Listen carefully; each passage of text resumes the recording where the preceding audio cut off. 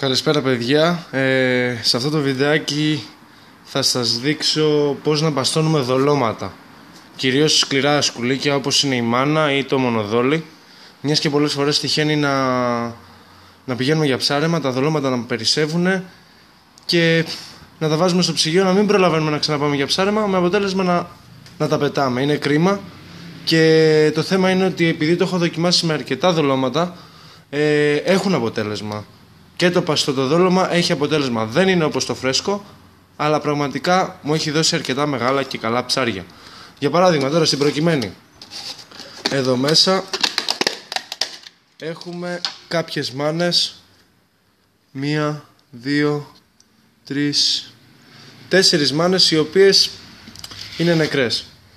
Αυτό που θα κάνουμε είναι, θα πάρουμε ένα κουτάκι άδειο ή όπου αλλού θέλετε και θα βάλουμε στο πάτο του χοντρό αλάτι.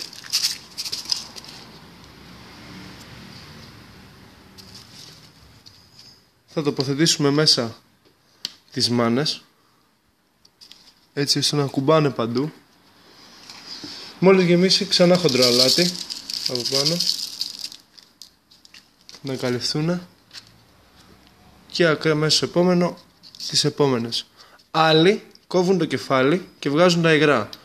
Εγώ τις βάζω με τα υγρά μέσα.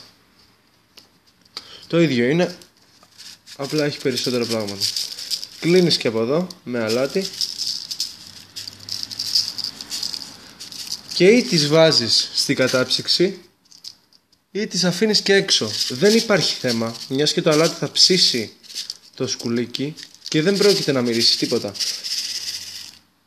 Εγώ όμως για αρχή, τουλάχιστον για την πρώτη μια εβδομάδα τουλάχιστον, θα τις βάλω μέσα στο αλάτι, μέσα στην κατάψυξη.